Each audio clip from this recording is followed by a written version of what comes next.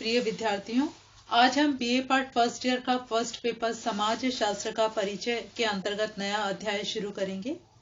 सामाजिक व्यवस्था, social system. समाज शास्त्र सामाजिक व्यवस्था, सामाजिक अव्यवस्था और इसमें होने वाले परिवर्तनों का अध्ययन है। समाज शास्त्र में सामाजिक व्यवस्था के अध्ययन का विशेष महत्व है। सर्वप्रथम पैरेटो ने समाज शास्त्र में व्यवस्था के विश्लेषण तथा अध्ययन का श्री गणेश किया। इन्होंने समाज की अवधारणा को संतुलित व्यवस्था के रूप में प्रस्तुत किया है। व्यवस्था का अर्थ। व्यवस्था शब्द की उत्पत्ति यूनानी भाषा से हुई है, ऐसा अब्राहम का मानना है। आजकल इस शब्द का प्रयोग प्राकृतिक, भौतिक और सामाजिक विज्ञानों में खूब होता है। एक व्यवस्था में दो या अधिक इकाइयां होती हैं जिनमें एक दूसरे से संरचनात्मक संबंध होते हैं तथा एक ऐसे अस्तित्व का निर्माण करती है जिसके तत्व प्रकार्यात्मक अन्योन्याश्रितता रखते हैं। इस मौलिक अर्थ में मानव शरीर की तांत्रिक व्यवस्था, श्वसन व्यवस्था, ब्रह्मांड की सौर व्यवस्था आदि इसके उपयोग के उदाहरण हैं। सामाजिक व्यवस्था का अर्थ और परिभाषा। दुर्खिम के अनुसार सामाजिक तथ्य सामाजिक व्यवस्था को बनाए रखते हैं। व्याधिकीय सामाजिक तथ्य सामाजिक व्यवस्था को तितर-बितर कर देते हैं। अतः एक सामाजिक व्यवस्था सामान्य तथा व्याधिकीय सामाजिक तथ्यों का संतुलन है। मुरडॉक के अनुसार सामाजिक व्यवस्था एक संतुलित स्थिति है जो सांस्कृतिक परस्पर संबंधित विभिन्न अवयवों द्वारा बनती है। M.E. जोन्स के अनुसार सामाजिक व्यवस्था वह स्थिति है जिसके अंतर्गत समाज के विभिन्न कार्यशील अंग एक दूसरे से और संपूर्ण समाज के साथ अर्थपूर्ण तरीके से संबद्ध होकर कार्य करते हैं। सामाजिक व्यवस्था की विशेषताएं। सामाजिक व्यवस्था की निम्नलिखित विशेषताएं हैं। नंबर 1, क्रियाओं की अनेकता। सामाजिक व्यवस्था कोई इकाई नहीं होती है, यह तो विभिन्न व्यक्तियों की सामाजिक क्रियाओं की अनेकता अथवा अधिकता होती है। जब अनेक व्यक्ति प्रक्रियाएं करते हैं तब उससे सामाजिक व्यवस्था का निर्माण होता है। पार्सन्स, शिल्स तथा साथियों का मानना है कि सामाजिक व्यवस्था अनेक कर्ता, कर्ताओं और प्रतिकर्ताओं की प्रक्रियाओं का परिणाम है जो अर्थपूर्ण होती है। नंबर 2, अर्थपूर्ण। सामाजिक व्यवस्था उन प्रक्रियाओं से बनती है जो प्रक्रियाएं अर्थपूर्ण होती हैं, अर्थात व्यक्ति की क्रियाओं का कोई ना कोई लक्ष्य अथवा उद्देश्य होना चाहिए, उनका कोई ना कोई लाभ होना चाहिए। सामाजिक जन रीतियां, लोकाचार, प्रथाएं, परंपराएं, संस्थाएं आदि जो सामाजिक नियंत्रण के साधन हैं, वे मानवीय क्रियाओं को उद्देश्यपूर्ण तथा अर्थपूर्ण बनाती हैं, वही सामाजिक व्यवस्था होती है। नंबर 3, क्रमबद्धता। सामाजिक व्यवस्था व्यक्तियों की क्रियाओं और प्रक्रियाओं का केवल मात्र गणितीय योग अथवा ढेर नहीं होता है। ये व्यक्तियों की प्रक्रियाएं निश्चित परिस्थितियों और भूमिकाओं से नियंत्रित, निर्देशित और संचालित होती हैं। इन प्रक्रियाओं अंतःक्रियाओं का निश्चित क्रम होता है, परस्पर गुण संबंध होता है, तभी वह सामाजिक व्यवस्था कहलाती है। नंबर 4, जटिल समग्रता। सामाजिक व्यवस्था एक जटिल समग्र है। जटिल समग्र को मैकाइवर और पेज ने विशेष रूप से विश्लेषण करके समझाया है। इनका कहना है कि यह कार्य प्रणालियों और विधियों की अधिकार और पारस्परिक सहायता की अनेक समूहों और श्रेणियों की तथा मानव व्यवहार के नियंत्रणों और स्वतंत्रताओं की एक व्यवस्था है। नंबर 5, गतिशीलता। सामाजिक व्यवस्था निरंतर चलती रहती है, परिवर्तित होती रहती है। इसमें अनेक व्यक्ति निरंतर क्रिया, प्रतिक्रिया, अंतःक्रिया करते रहते हैं।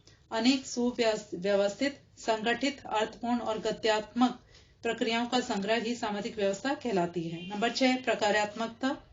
सामाजिक व्यवस्था जिन अवयवों के पारस्परिक संबंधों से बनती है उनमें संगठनात्मक संबंध होता है। दुर्खिम ने कहा है कि ये विभिन्न अवयव सामाजिक तथ्य होते हैं। ये सामाजिक तथ्य दो प्रकार के होते हैं। नंबर 1, सामान्य या संगठनात्मक। नंबर 2, व्याधिकीय अथवा विघटनात्मक। सामाजिक व्यवस्था तब तक बनी रहती है जब तक सामान्य अथवा संगठनात्मक अवयवों की संख्या व्याधिकीय तत्वों से अधिक होती है तथा उनमें प्रकारात्मक संबंध होते हैं। जब प्रकारात्मक संबंध कम हो जाते हैं तथा नकारात्मक या विघटनात्मक संबंध और प्रभाव बढ़ जाते हैं, तब सामाजिक अव्यवस्था की स्थिति आ जाती है। नंबर 7, पर्यावरणीय पक्ष। सामाजिक व्यवस्था पर्यावरण से बहुत अधिक संबंधित होती है। विभिन्न पर्यावरणों तथा कालों में सामाजिक व्यवस्था भी भिन्न भिन्न मिलती है।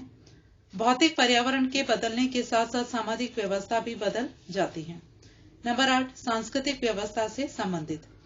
पार्सन्स, शील्स तथा साथियों ने अपने 1 वर्ष के गहन अध्ययन और शोध के उपरांत बताया कि सामाजिक व्यवस्था का सांस्कृतिक व्यवस्था से घनिष्ठ संबंध है।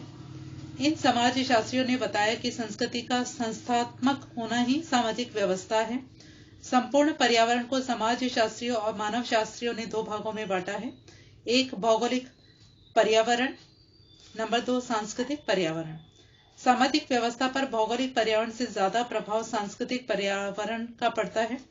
सामाजिक व्यवस्था के अनेक अवयव जैसे जनरीतियां, प्रथाएं, रूढ़ियां, संस्थाएं, परंपराएं, धर्म, कानून, लक्ष्य, उद्देश्य पूर्ति के साधन और सांस्कृतिक व्यवस्था द्वारा निर्मित, नियंत्रित, निर्देशित और संचालित होते हैं। नंबर 9, अनुकूलनता। सामाजिक व्यवस्था एक ऐसी जटिल पूर्णता है जो गत्यात्मक भी है और इसमें अनुकूलनता भी है। सामाजिक व्यवस्था गत्यात्मक होने के कारण यह भौतिक, सामाजिक, सांस्कृतिक और व्यक्तित्व व्यवस्थाओं के साथ अनुकूलन करने की क्षमता भी रखती है। सामाजिक व्यवस्था समय और भौतिक पर्यावरण के साथ तो अनुकूलन करती है, लेकिन व्यक्ति की आवश्यकताएं, साधन तथा क्षमताएं भी इसे प्रभावित करती हैं। नंबर 10, व्यक्तित्व व्यवस्था से संबंधित। पार्सन्स, शील्स तथा ओल्डर्स का मानना है कि सामाजिक व्यवस्था, व्यक्तित्व व्यवस्था, सांस्कृतिक व्यवस्था और व्यक्ति की क्रियाओं का परस्पर घनिष्ठ संबंध है। यह आपस में एक दूसरे को बहुत प्रभावित करती है और प्रभावित होती है। नंबर 11, विशिष्ट। विश्व में जहां जहां मानव समाज है वहां वहां सामाजिक व्यवस्था है, परंतु किन्हीं 2 समाजों की सामाजिक व्यवस्था एक सी नहीं होती। प्रत्येक समाज की सामाजिक व्यवस्था विशिष्ट या अनोखी होती है। इसका मूल कारण यह है कि मानव समाज की सामाजिक व्यवस्था एक सांस्कृतिक तथ्य है। प्रत्येक समाज का भौगोलिक पर्यावरण तथा सदस्यों की सामाजिक, आर्थिक, राजनीतिक, सांस्कृतिक आदि आवश्यकताएं भिन्न भिन्न होती हैं। उनको निश्चित करने वाली संस्कृति तथा पूर्ण करने वाले संस्थागत साधन भी भिन्न तथा विशिष्ट होते हैं। मर्टन ने कहा है कि उनमें जब संतुलन होता है तब सामाजिक व्यवस्था भी संतुलित रहती है। ये सब वास्तविकताएं और लक्षण भिन्न भिन्न समाजों की सामाजिक व्यवस्था को विशिष्टता प्रदान करते हैं। सामाजिक व्यवस्था का वर्गीकरण। सामाजिक व्यवस्था के वर्गीकरण अनेक समाजशास्त्रियों ने दिए हैं। यहाँ पर मॉर्गन, दुर्खिम और सोरोकिन द्वारा किए गए वर्गीकरणों की विवेचना की जा रही है।